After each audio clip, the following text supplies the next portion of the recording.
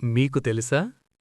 తిరుమల ఎక్కడ మొదలవుతుందో కాదు, భక్తుడి మనసు ఎక్కడ మారుతుందో అక్కడే అలిపిరి మొదలవుతుంది. భక్తుడి అహంకారం అక్కడే దిగిపోతుంది. అక్కడినుంచే దేవుని ప్రయాణం మొదలవుతుంది. అలిపిరి అంటే ఏమిటి? అలిపిరి అంటే సాధారణంగా ఒక ప్రాంతం కాదు, అది తిరుమల కొండలకు ద్వారం. కాని ఆధ్యాత్మికంగా చూస్తే మనసు శుద్ధి అయ్యే స్థలం. పూర్వకాలంలో రాజులు, మహర్షులు, సామాన్య భక్తులు అలిపిరి దగ్గరే తమ అహంకారాన్ని వదిలి శ్రీనివాసుని దర్శనానికి సిద్ధమయ్యేవారు. అలిపిరి పేరు ఎలా వచ్చింది? పురాణాల ప్రకారం ఒకప్పుడు ఈ ప్రాంతం అధిక అరణ్యంతో, భయంకరమైన జంతువులతో నిండి ఉండేది. అక్కడ నివసించిన ఒక మహర్షి ప్రతిరోజూ శ్రీనివాసుని తపస్సు చేసేవాడు.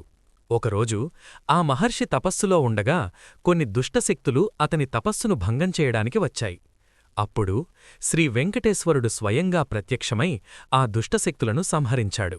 అప్పుడు మహర్షి భయంతో వణికిపోయి అన్నాడు, స్వామీ, నీ దర్శనం నాకెక్కడైనా సరే, కాని నీ మహిమ మొదలయ్యే చోటు ఇక్కడే ఉండాలి. అప్పుడే స్వామన్నాడు, ఈ ప్రాంతం నా పాదాలకి ముందున్న ద్వారం. ఇక్కడనుంచే నా భక్తులు నన్ను చేరుకుంటారు.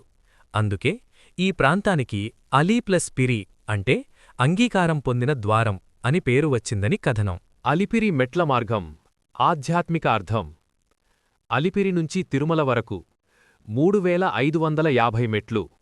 ఇవి కేవలం మెట్లు కాదు, ఒక్కో మెట్టు ఒక అహంకారాన్ని వదలడం, ఒక్కో అడుగు ఒక పాపాన్ని విడిచిపెట్టడం, పైకి చేరడం ఆత్మశుద్ధి. అందుకే పూర్వకాలంలో భక్తులు పాదయాత్రతోనే తిరుమల వెళ్లేవారు. ఎందుకంటే శరీరం కష్టపడితే మనసు పవిత్రమవుతుంది. అలిపిరిలో జరిగే నియమం. తలదోపుకోవడమెందుకు? అలిపిరి దగ్గరే భక్తులు తలదోపుకోవడం మీరు చూసే ఉంటారు. దాని వెనుక అర్థం ఇదే. జుట్టు అంటే అహంకారం, దాన్ని సమర్పించడమంటే స్వామికి పూర్తిగా లొంగిపోవడం. భక్తుడు ఇలా చెప్తాడు, స్వామీ, నాదైనదంతా నీదే, నా గర్వం కూడా. అందుకే అలిపిరి దగ్గర చేసిన మోక్కు తిరుమల దర్శనానికి ముందు అత్యంత పవిత్రంగా భావిస్తారు. అలిపిరి వద్దే దర్శనం మొదలవుతుంది. ఎందుకు? భక్తులనుకుంటారు, స్వామి దర్శనం తిరుమలలో. కాని నిజానికి అలిపిరిలోనే స్వామి భక్తుణ్ణి గమనించటం మొదలుపెడతాడు.